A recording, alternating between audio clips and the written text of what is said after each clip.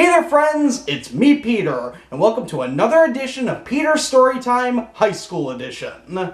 As summer continues, school children are enjoying their vacations, getting in a few last-minute vacations to some exotic destination perhaps, or staying at home and enjoying a staycation. And a few others, who you might consider the unlucky ones, are finally wrapping up their summer school. Now you may think it's unfair that I'm saying the people that take summer school are unlucky, except for one thing. I have taken summer school before. I took it exactly once during the summer of 2004. And I didn't just take any class during summer school. No. I took summer school driver's education.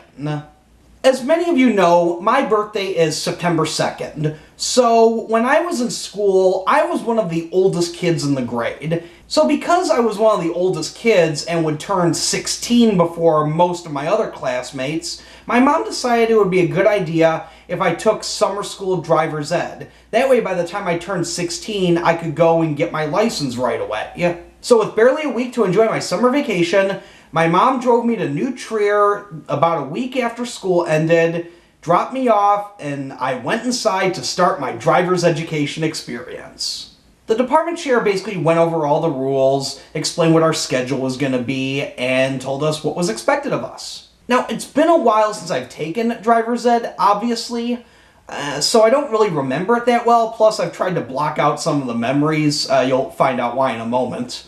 But what I do remember is this. We had the classroom portion of driver's ed every single day. That would either be our first or second period of the day. I think with me it was always my second period. One day we would be in the simulator, and the other day we would be in the classroom, and then we would also be doing the behind the wheel portion, which is where we actually got in the car and drove.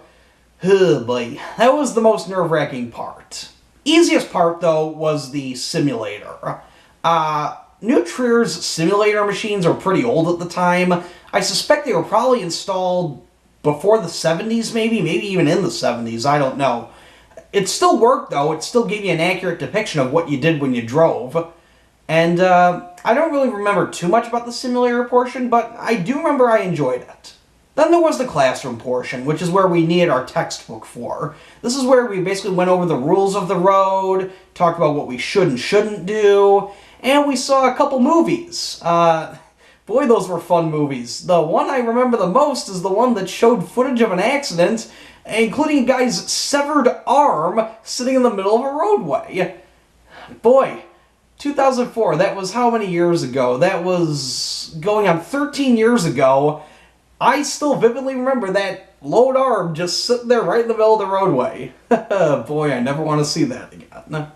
But easily the most nerve-wracking part of driver's ed was the behind-the-wheel portion. And I think part of what made it most nerve-wracking for me was that the department chair taught my personal section.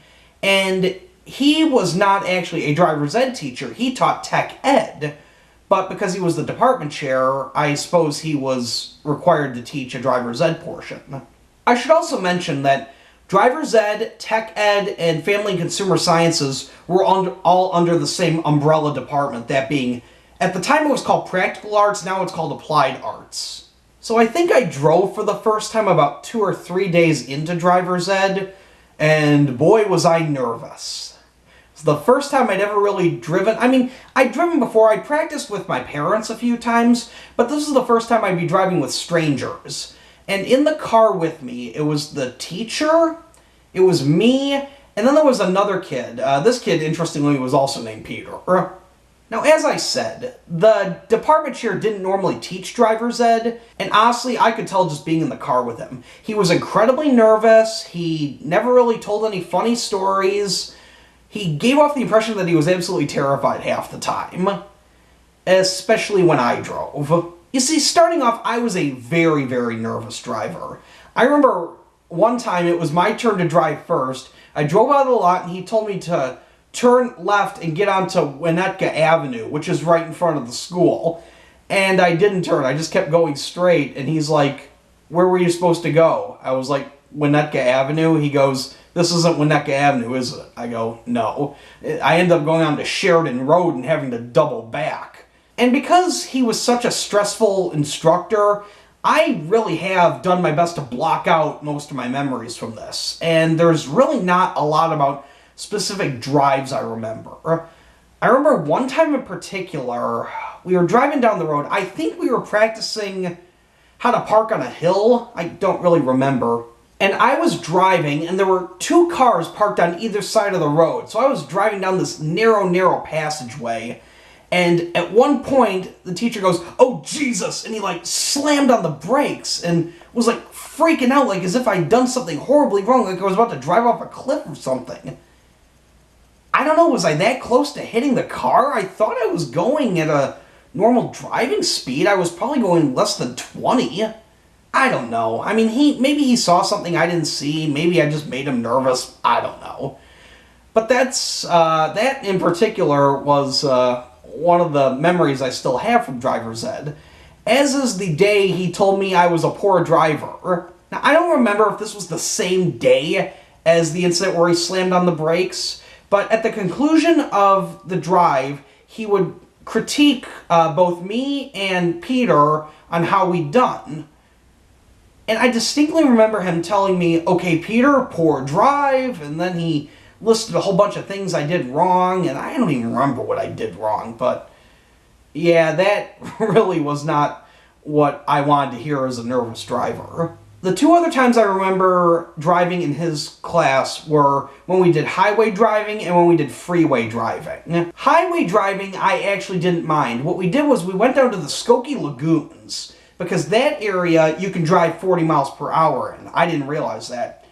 I remember that being a very nice, pleasant drive. You know, maybe it was because we were driving through a forest preserve, but I didn't mind it. And I think I got an okay drive on that one from what I remember. I don't really know. But the time I got really nervous was when we had to do freeway driving. This is when we got on the Edens and we drove basically down almost to Lake Cook Road, and then we had to get off, turn around, and then the other driver would take over. Now, I think Peter did this one first, because I remember we get in the car, Peter and I get in the car, and the teacher goes, "We're not going to have an accident today. You want to know why?" And I say, "Why?" And he goes, "Because I got a wife and 3 kids at home." Oh boy, that's not what I wanted to hear. Not at all. It made me even more nervous, because I'm thinking, oh God, if I get into an accident and kill this guy, his wife and 3 kids are going to be furious at me, and sad at me, and they're probably going to sue me, and all these horrible thoughts went through my mind. So Peter went first, and I think he did fine, and we pull off, and now it's my turn to drive, and I think the teacher could tell I was nervous. So we get in the car, I get on the Edens, and I start driving, and at one point we drive past the Botanic Gardens. Now, during the summer of 2004, they were building this big wall. They called it the Garden Berm and Wall. It was basically to keep noise out of the gardens. And I remember my teacher, I think he could tell I was nervous because he tried calming me down. He said, "You know why they're building that wall?" I go, "No, why?" He goes, "A couple summers ago, I was in a driver's ed class and a student drove off the road and into the Botanic Gardens." He goes, "Ask the other teacher about it. He was there. He'll tell you everything." It didn't make me laugh, but I did smile a little bit from what I remember. Driver's ed ended in early August, I want to say. Gave us about 3 weeks left of summer. And I'm going to be honest with you guys, my driver's ed experience was not a good one, as you've probably been able to tell. And when I turned 16 on September 2nd, 2004, I did not get my license. I didn't get my license on my 17th birthday either. Nor my 18th birthday. Yeah. When did I get my license? May of 2011. Yeah, I didn't get my driver's license till after I graduated college. In fact, the only reason I got it was because my job required it. And that actually was the impetus for me actually learning to go out and drive. And since then, I've gained my confidence back. I'm very confident in my abilities as a driver. I actually enjoy driving. I don't mind it at all. I actually love it. But yeah, if I could do it over again, I would not retake summer school driver's ed. It was a bad experience. I was taught by a teacher who really should not have been teaching driver's ed. And honestly, most of what I learned I did not retain. it took me years. I had to actually read up on the material again to remember what I'd learned. But I suppose it all worked out in the end, so I can't really complain too much.